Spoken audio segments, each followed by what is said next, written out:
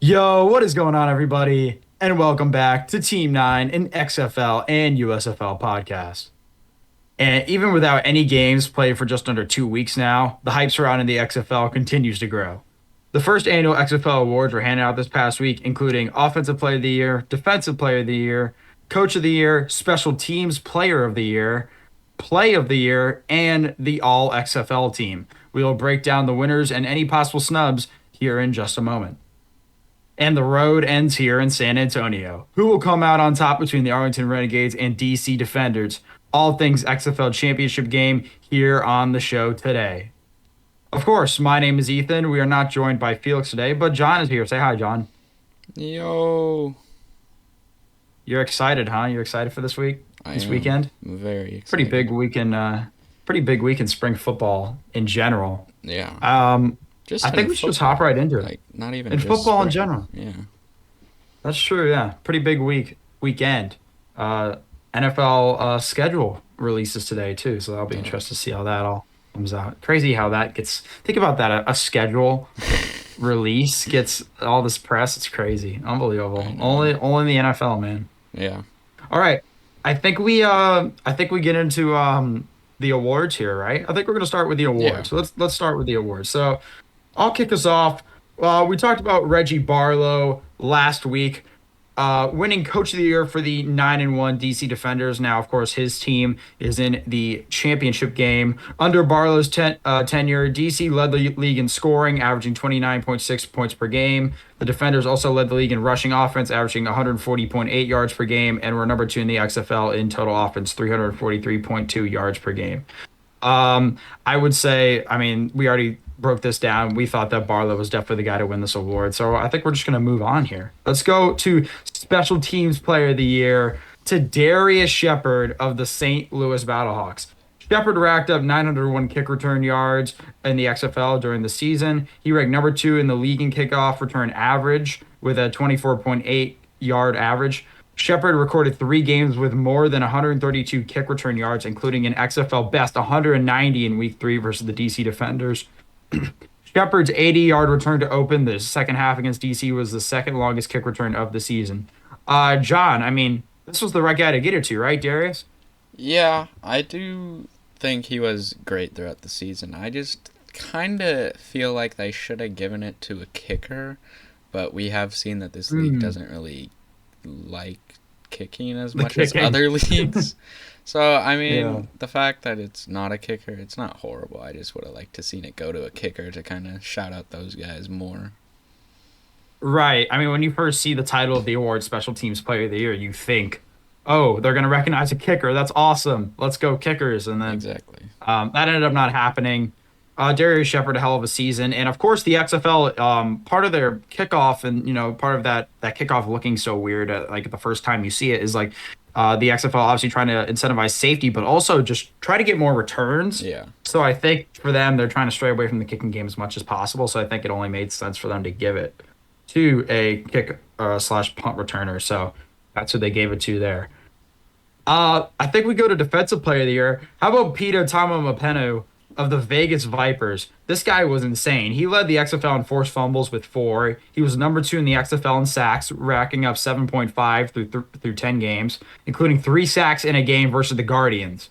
Tom Penny was tied for number six in the XFL in tackles for loss with eight, while also tallying 26 total tackles throughout the regular season. I mean, John, there were a ton of defensive studs in the XFL this year.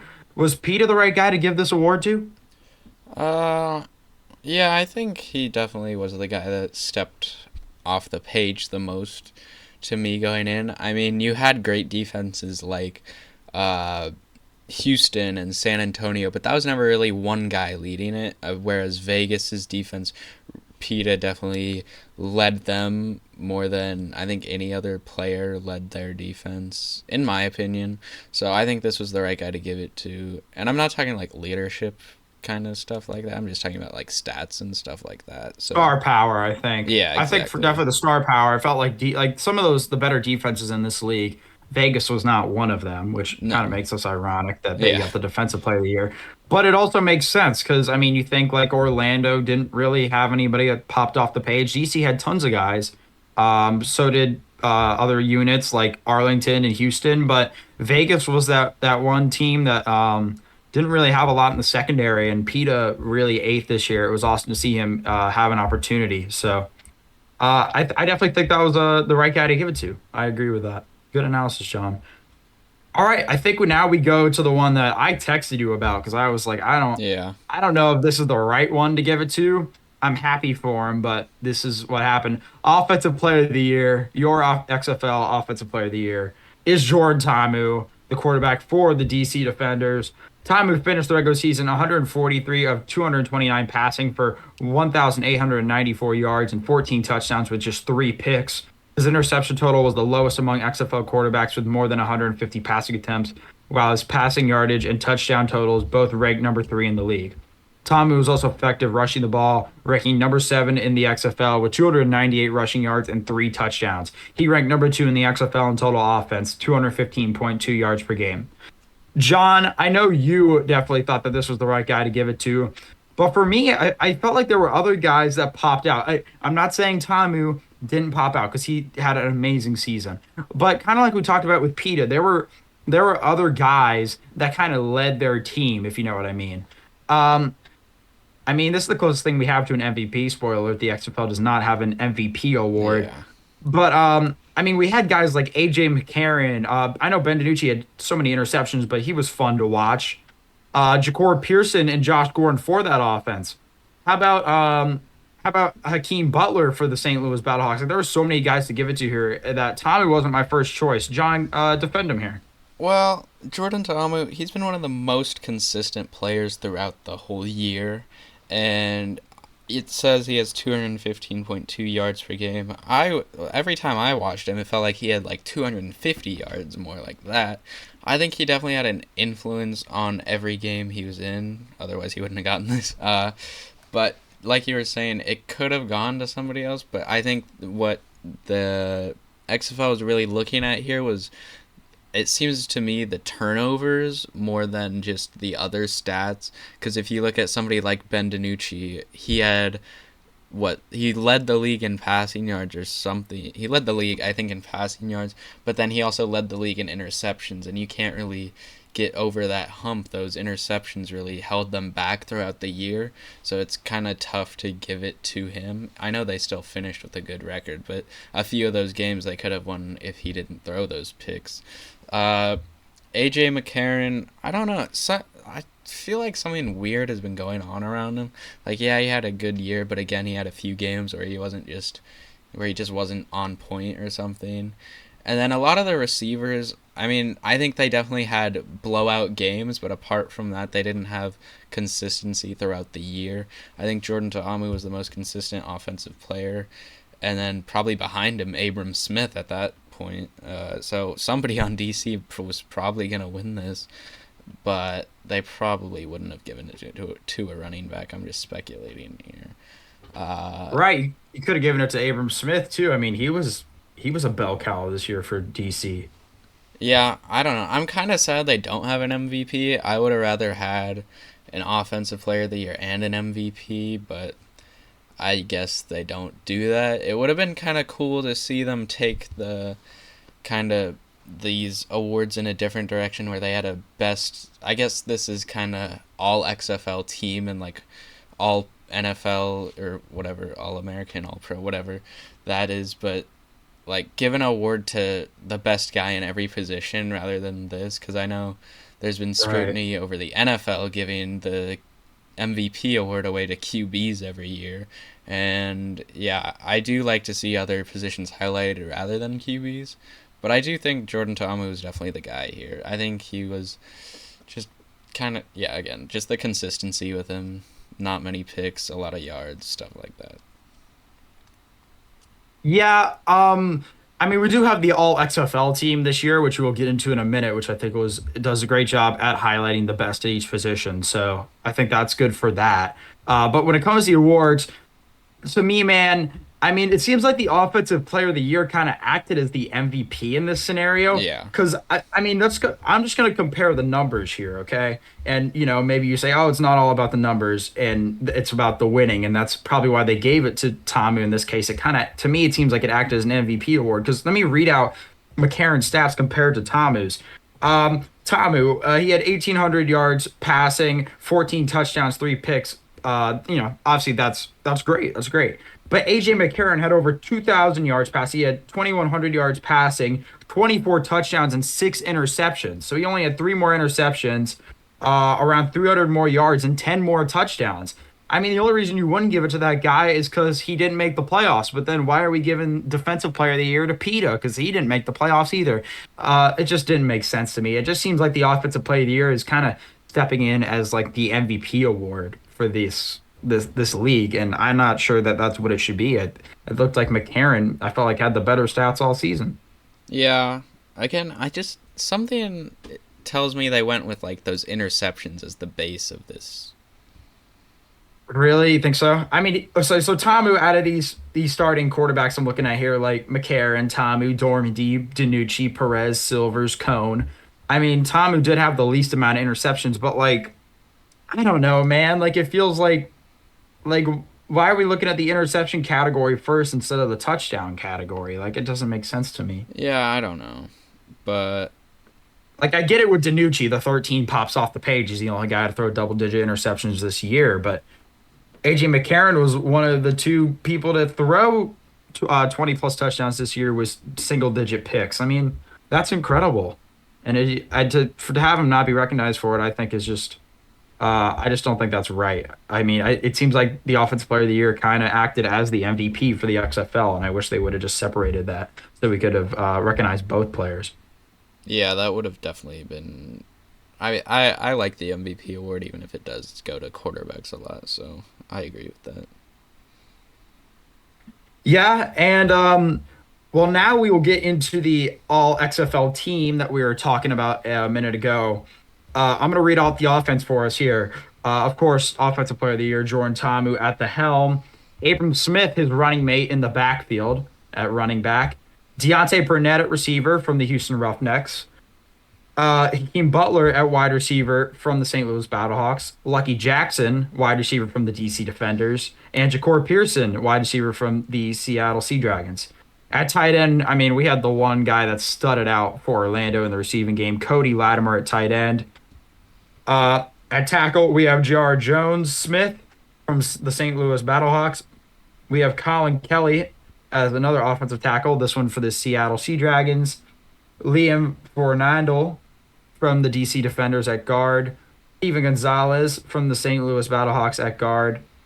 Alex Millette at center for the Houston Roughnecks. And also at center, we have Mike Penizik from the St. Louis Battlehawks. John, I mean, just looking at this right now, I mean, this is a pretty nice looking roster. I mean, is there any snubs that really stand out to you at first? Just all those receivers, they're all great. I don't know, not much else to, but yeah, they're all really good.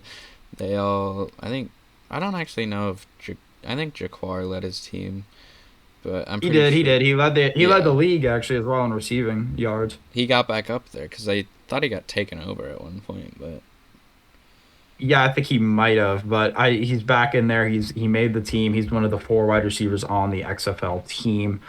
I mean, is there any arguments for anybody to get in there at the receiver, running back, uh, quarterback spot? I mean, obviously running, not yeah. quarterback because you give the offensive player of the year to Tamu. And tight end, I think Cody Latimer was definitely the choice. So I think at running back or receiver, is there anybody you could have fit in there? No, Abram Smith is definitely the best running back in the league. I mean, he led the league in rushing yards, and yeah, he was just great there. Agreed. For wide receivers, I feel like somebody could have came in for Deontay Burnett. I don't know. He's not a name that just pops out of the page at me like the other three. Right. I can't I don't know. So I can't think of who would replace him, but he's definitely the one that I would be like, oh, feel like somebody else could have been Maybe there. maybe the stats don't line up, but I mean the guy, Josh Gordon was a guy who I was like expecting to see on that list possibly, and he wasn't there. I mean, I definitely think that there was an argument for Josh Gordon. Maybe Jeff Yeah, Badette. I mean, there's a couple guys, but definitely. I think that's definitely the way to go. I think is the way they went. Yeah, I Maybe mean, Chris I'm not mad Blair at it. for DC. Yeah, Maybe not. Maybe not. I think Lucky would be the one guy that maybe I take out. Maybe, I don't but still know. deserves to Yeah. be there. I feel like Darius Shepard even could have been up there. Like, He did make it as a return specialist, spoiler alert, but yeah. we're gonna get to that in a Okay. minute. All right. So that is your all XFL team offense. Now, looking at the defensive side of the ball, we got Drew Beasley from the San Antonio Brahmas at D line. We got Davin Bellamy of the DC Defenders also on the D line. Austin Falui from the Seattle Sea Dragons at the defensive line as well. Jack Heflin made it from the Houston Roughnecks at D line. Same with Devontae Lambert for the Arlington Renegades for the D line. Kevion Patton locking down the inside with the run support for the Orlando Guardians. And Delonte Scott for the San Antonio Brahmas off the edge. Now, Trent Harris making it for the Houston Roughnecks at linebacker. And then the defensive player of the year for the Vegas Vikings, Pita Tamapenu from at the linebacker position. Jordan Williams for the San Antonio Brahmas at linebacker. Deontay Anderson at defensive back for the Vegas Vipers. Luke Barku, the man who famously shut down Josh Gordon on a Thursday night game. He's there for the San Antonio Brahmas. Ajane Harris at cornerback as well for the Houston Roughnecks. Lavert Hill for the St. Louis Battlehawks at defensive back, and Michael Joseph, the interception king for the DC Defenders at defensive back. John, is there any guy you feel like could have fit his way in here? Or you're surprised to not hear his name? I feel like there were other I mean, there's a lot of cornerbacks in this league. A lot of them did a good stuff, and I think a few of them probably could have snuck in here. I don't know. I don't know that Deontay Anderson really did a lot that stood out to me. Did you see Yeah, him? same. I was a not as much as I would have hoped, but I don't. He didn't really stand out to me either. I feel like there were other guys that maybe could have fit their way in. Yeah. Um, I love Kevion Patton get the nod for the Guardians and the run defense. I mean, I think this list looks great. Yeah, I agree. I think Deontay maybe was a little of a weak selection, possibly. Yeah. I don't know. I I think think that's my only snub, really. yeah. Maybe guy who shouldn't have made it. Not really necessarily a snub. I mean, one of the best defenses of the league, got a player in everyone, but they didn't make the playoffs. The San Antonio Brahmas, you love to see that. Yeah, a lot of San Antonio Brahmas made on the defensive side of the ball here. Yeah. Not a single one on the offensive skill position, if I remember.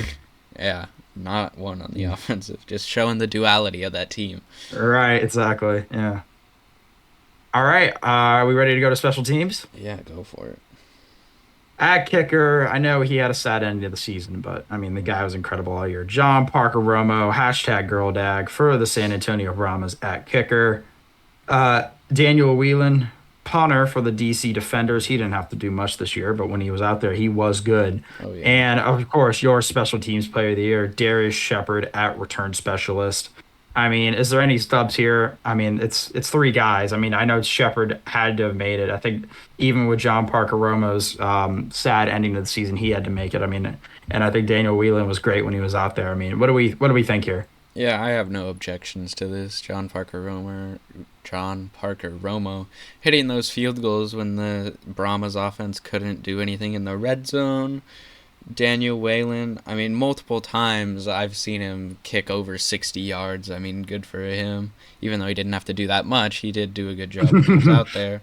And Yeah. Darius Shepard, Special Teams Player of the Year, he definitely deserved that one. Yeah, I think that was definitely the way to go. And that is your all XFL offense, defense, and special teams. That is your all XFL team.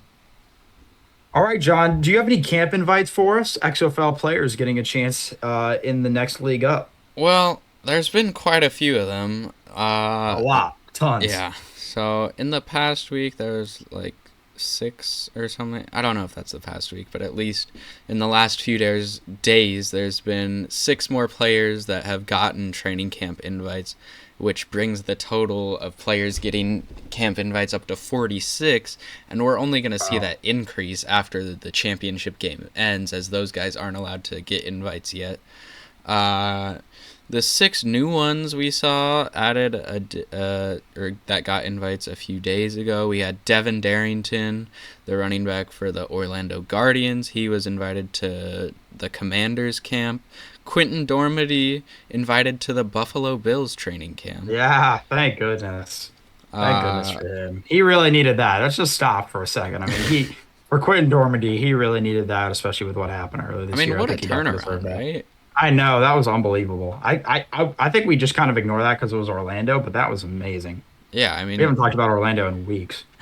man went from being his name getting drawn through the mud to having a training camp invite. I mean, good for him. Unbelievable. Good for him, man. We also got DeAndre Johnson, linebacker from the Houston Roughnecks, got invited to the Cleveland Browns training camp. Mike Rose, All a XFL team. linebacker.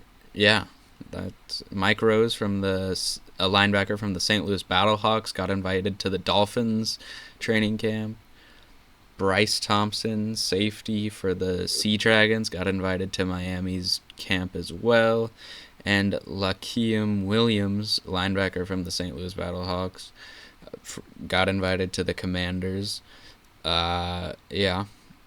And I, that's just the six there's a this week. tons. There's That's just 40 more. yeah. I So, mean, I'm just going to go through the list here. I mean, we have Ben yeah, go for it. DiNucci for the Sea Dragons, obviously invited to the Broncos camp. Jack Cohn, we talked about that last week, invited the Jets and Seahawks camp. What else we got? Steven Montez invited to the Niners camp. Jaquiz Patrick for the San Antonio Browns invited to the Broncos camp. Yeah. Uh, Butler was invited to your Steelers camp. Yes, sir. Charleston Rambo was invited to the Eagles camp. Darius Shepard invited the Lions camp. Shakur They Pearson got a. invited to the Colts and Falcons camp. I mean, holy goodness. He's short, but he's got that speed. Shepard or Pearson, both of them really. Jaquar Moore, what is he, 5'7", I think. Yeah, he's quick. But I the think I Lions, think yeah. the Lions are going to need Darius Shepard after what After the Jameson Williams did. suspensions and cuts Yeah, and they're stuff, yeah. yeah they're going to need that. Jontre Kirkland for Houston invited to Giants camp, and Austin Prohl invited the Panthers and Eagles camp. That's cool. Cam Sutton invited to the Vipers, invited to or from the Vipers invited to the Falcons camp. Big guy, big tight end. I think they'd love to have Oh, him. yeah. Jordan Thomas for Orlando, also another big guy. He was Another big invited to guy. Panthers camp. He was invited to Panthers camp. It'd be funny to see those two go at it in the regular season. Yeah. Looking down the list here, I mean that's a ton. I mean we got Luke Barku invited to the Browns camp. DeAndre Johnson also invited to the Browns camp. Jack Heflin invited to Saints camp. John Parker What? Romo invited to the Lions. Oh, nice, yeah, good stuff, man. I mean that's just some of the names that we recognize just going through that list. I mean, We'll link the awesome article to so you see. can give it a look. Oh yeah, we will link the article in the show notes and the description, so you guys can look at that. But I mean, wow, tons of opportunities being made here in the XFL this season. Yeah. All right, I think it's time for a new segment, a one-time segment. This is how they got here. This is the story of the Arlington Renegades and the DC Defenders as we shift our focus to the championship game on Saturday night. All right, John, who do you want to talk here first, Arlington or DC? Well, let's start with DC because it's not that complicated for them. Well, Huh. they started out the season great and they finished it great. They went for a 9-1 record. They never lost a game at home. Didn't have much change up in starting players and stuff. They were just the most consistent team throughout the year and they deserve to be here. And we'll see what they do on Saturday. Yeah, I want to look. There's two games I want to look out. It's going to be the Orlando game and then the Arlington game, just to see what happened the last time these two teams played. Um, Let's look at what do we want to look at first? Just look at the Arlington game first, I think, actually. The overtime thriller in week 9. Yeah. DC won this one in overtime. Davin Bellamy knocked down a Luis Perez's pass in the end zone to give the DC defenders a playoff berth, or not a playoff berth, but to clinch home field advantage for the playoffs. And then they ended up winning that game against Seattle, and now they're in the championship game. They won that one 28-26. I mean, they had control of this one the entire way, and they let Arlington score 17 unanswered in the fourth quarter, including a fourth and 15 to stay alive. Yeah. I mean, that was pretty crazy when it happened. I mean, John, is Arlington going to need a miracle like that again if they want to beat DC? Well, I mean, even before that and after that, Arlington's gotten better each game they've played in. I'm not going to say DC hasn't, but I do think Arlington has gotten better just every game they've played since Luis Perez has come in, and they still have to get comfortable with that. So I don't know that they're going to need a miracle like that, but because I think this game will be closer just with that offense starting to work for Arlington. It's the defense of Arlington that's really going to have to step up here. So, yeah, I don't know. Yeah, I mean, in that first game, Luis Perez threw it 41 times for 335 yards, a touchdown, and a pick. And then rushing wise for their entire team, they had 25 carries for 113 yards, two touchdowns. So the offense looked great on paper, but it Yeah. really didn't get going until the fourth quarter when they cashed in and they got all those points, got the fourth and 15 to stay alive. I mean, this was a 10-point spread in favor of DC. This was a huge mismatch at the time coming into the game, but DC pulled it out in the end. I mean, for Arlington, it's like you can't have a slow start. I think that's going to be the Definitely. key. Like DC, their key to winning this one's going to be having their foot on the gas early And they always and do. trying. So, They always do, and Arlington's gonna have to hold up. We'll see if Arlington come out firing like they did in that Houston game. We're gonna get into that Houston game, the playoff game, in a minute. There's another game that I want to talk about when it comes to DC, and that's going to be their one loss this entire season, their one misstep. It was against the Orlando Guardians. Last week on the show, I talked about how I think the way Arlington wins this game, or the two different ways that these teams win this game. If Arlington wants to win this game, I think they have a better chance at keeping it low scoring and yeah. just hoping for the best that their defense holds up, makes a big play. And for DC, you know that they can go toe to toe with anybody. You have the offensive player of the year on your side. You have Abram Smith, the leading rusher. I mean, this. You have Lucky Jackson, who was a all XFL team selection. I mean, for DC, it feels like you gotta it felt like you wanted to make this a shootout. If you can make this game a shootout, you can get away with it. But their one loss this season was a 37-36 loss to the Orlando Guardians. John, how did that happen? Well, Quentin Dormady happened. He had six Hmm. touchdowns in that game himself, three passing, three rushing. Uh, Right. but they had their foot on the gas from start to finish and really just played their best hand throughout the game. I will say that I think that was a fluke for the Guardians, seeing as that was their only win of the season. So kind of two Yeah. things here. DC's only loss, Orlando's only win. Kind of strange, but it could be considered a fluke. But they are gonna have to emulate a lot of what Orlando did in that one to try to beat DC. DC is definitely a better team now than they were then, which is kind of crazy to say, even though they only have that one loss. So I don't know. It's definitely going to be those crossing routes that Orlando is going to have to take a not Orlando, sorry. Arlington is going to have to Arlington. take away.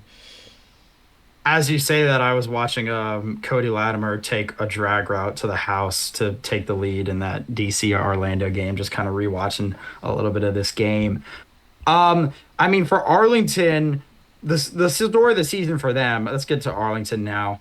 I mean, their offense was basically has been dormant from start to finish. If you want to look at the preseason, not well, obviously there was no preseason, but before the season, the preseason, um, it was Drew Plitt who won the starting job over quarterback Kyle Sloter, who played in the USFL last year for the New Orleans Breakers. He was part of the All USFL team, so it was kind of surprising that Drew Plitt came out with the job. But he came out week one. They have in the opening game, it took two uh like big turnovers by Vegas, two pick sixes, if I remember properly, to give Arlington that win. And Arlington's offense basically struggled throughout the entire season.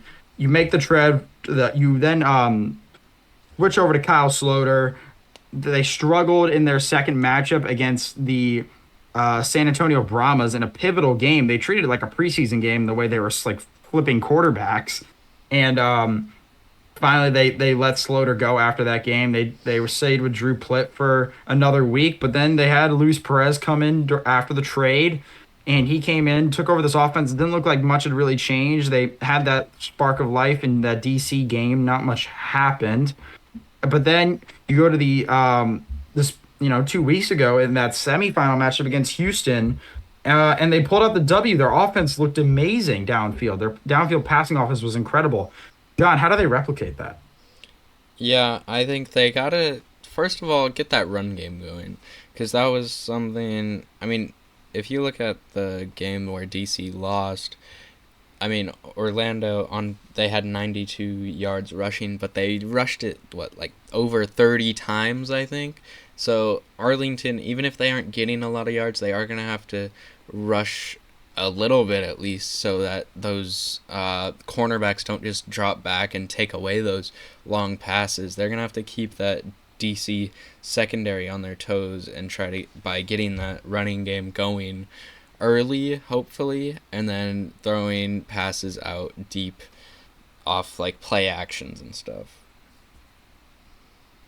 Yeah, I think the big key is going to be Devion Smith. How important is it that he gets going early in this game? Very. I mean, we always hear that football games are won in the trenches, so at the line, and if that also goes for the running backs getting through the line, so also just on top of the defensive line, offensive line, that running back's got to get through that line and get up. So that's part of the trenches there, and they really are going to have to win that blocking as well, just in general on pass plays, because DC does have a great pass rush on top of their good secondary. So it's going to have to be a really methodical game by Arlington to win this one, with Devion Smith trying to get going early, hopefully. If not, they got to get him going at some point, because you can't beat this team only by throwing deep balls. Yeah, I mean, we saw it in their first matchup. I mean, it felt like DC was playing super soft coverage in that fourth quarter. That kind of gave Arlington the underneath routes. They ended up scoring 17 in the fourth quarter to even make it a game, but they ended up losing it in overtime. You definitely can't become one dimensional against DC. They will pick you apart. Yeah. All right. I think that is it for how they got here, a one-time segment. Yep. I think it's time for a look ahead. I think it's time that we look at this championship matchup. Alrighty. John? So the championship game played in San Antonio at the Alamo Dome on Saturday, May 13th here. The game is going to start at 8/7 Central Time, and it's going to be broadcasted by ABC, and if you have ESPN Plus, you can also get it that way. I'm also going to do some ticket prices for you here. On Vivid Seats, you have tickets as low as $17, which is actually lower than what they were originally set at, which was the low was $25. On Ticketmaster, the low is $35. I don't exactly know what's going on there, so just be aware of that. They're only selling the lower bowl, and the cheap tickets are going to be in the corners. And then if you want to get to like the middle of the field at the 50-yard line, it's about $74 going up from there. I think your expensive ticket's going to be 100 plus, so yeah, I mean, still a good price if you want to see a game that is hopefully really exciting between these two teams. The two, I guess, best teams in the league, which people would not have thought going into this. Thank you, John. I would also, it is my um, honor to announce that the enhanced audio Skycast is back for the XFL Championship game. We talked about it a little bit on the pod last week. Yeah. It for those who don't know, the enhanced audio Skycast is an alternate broadcast you can watch if you have ESPN Plus. It is if the announcers there are no announcers. It is all audio. It's the two mics on each sideline for the teams. It's the ref audio, and they use the Skycam behind the quarterback, kind of as if you're playing Madden, to kind of show you the game. It's an interesting new lens to watch the game. John, how will you be watching this game? I know you have ESPN Plus, and so do I. I probably will be taking advantage of this enhanced audio Skycast. How about you? Uh, yeah, I do think, I don't know, I might have both streams on actually, because sometimes the announcers do give some nice little tidbits of information, but I think I will mostly be watching the Skycam just because it's cool, and I think the Skycam goes unutilized in the NFL, because, I mean, what, on Monday night they have the Walmart Plus Skycam look, like, that's like 2 minutes of analysis, so I Not think, even. yeah, I don't even know, so the Skycam is definitely something you're gonna want to look at it if you want to look at kind of what the plays are looking like Madden, like you said. You can kind of try to be a quarterback and read the defense. Yeah, I definitely definitely an awesome way to watch the game. That's how I will be watching the game this weekend. But I do agree, there's definitely some tidbits like if a player goes out with an injury or something, you don't really get that news. Yeah. But it was really cool last week during the DC game because that crowd was electric to kind of have the announcers off, so you could just hear the PA announcer kind of getting into it and the crowd getting into it. That was really cool to see. All right, I think it's time for our Vegas View segment. The Vegas view is obviously our look at the lines, the Vegas lines for upcoming matchups. This one, our championship game edition. These odds are via Caesars Sportsbook, and lines are subject to change. I do have an interesting stat for us right here. Hashtag XFL Championship 2023. This is from at James Larson PFN on Twitter. XFL Championship quarterback fun fact. This is the sixth time Jordan Tamu and Luis Perez will play each other. In XFL 2020, when Jordan Tamu was a member of the St. Louis Battlehawks and Luis Perez was a member of the New York Guardians. Wow, that's a throwback. Dang. The USFL 2022 last year, when Luis Perez was a member of the New Jersey Generals and Jordan Tamu was a member of the Tampa Bay Bandits. And then this year they've played each other three times. Vegas and DC, DC and Vegas, their two matchups, and then DC and Arlington in week 9. So far, Jordan Tamu is up 4-1 in the quote unquote series.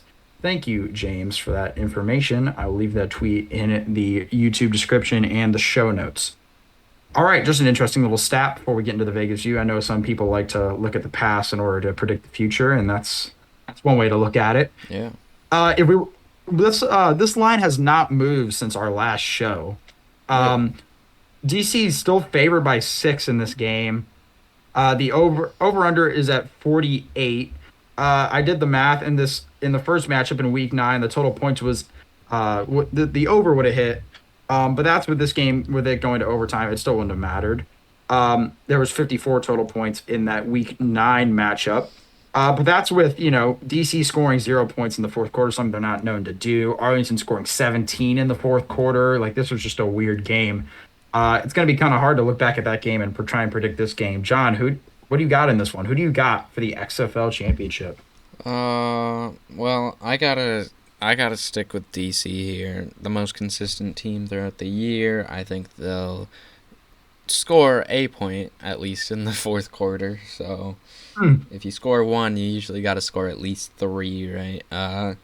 But I do think Yeah. Orlando will keep it close. They've been sticking with a lot You mean of. Arlington? Oh yeah. No, you're good. You got Orlando on the brain. Yeah, I We all know. do. We all miss Orlando. For yeah. Anyways, I think Arlington will keep this close. They they took it to Houston in the playoff game, and I think they'll come out with a similar mindset here at the Alamo Dome against DC. But I do think DC is just going to have that extra step ahead of them, having the coach of the year on their team, so theoretically the better coaching staff as well. I think DC, if they are down in the first half, their coaching staff will make adjustments and get them back in it to win it in the second half. All right. So when it comes to the Vegas view, picking your spread at DC favored by 6 and the over under 48, what do you got for that? I'm going to say it is over 48. Okay, you want And some fireworks. I like it. yeah, and I do think Arlington keeps it a little close, so I'm going to say they cover.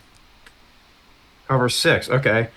Uh, I'm gonna be boring. I'm gonna do the same as you, but I'm only being boring because I want an exciting game. I want the over. I want fireworks, and I want Arlington to keep this one close. With that being said, I will take DC to win the game. You have DC to win as well, also, right? Yeah. All right. So our picks easy this week. Only one matchup. Uh, You the got obviously. Well, DC covering, or so what's it called? no, I got Arlington covering, but I got DC with the money line. So Yeah, I'll go okay. over it here really quick. So John, you have DC money line, but you have Arlington covering the 6 point spread, and you have the over 48 and a half or 48 total points. Yes, For me, sir. I have the same thing. So I think we're pretty good on that one. We'll be on the same team come Yeah. Saturday night. And that's all we have for our show this week. If you want to follow us on Twitter, we are at Team 9 Pod on Twitter. We are at Team 9 Pod on YouTube. Yeah, YouTube has ads. Can you believe that?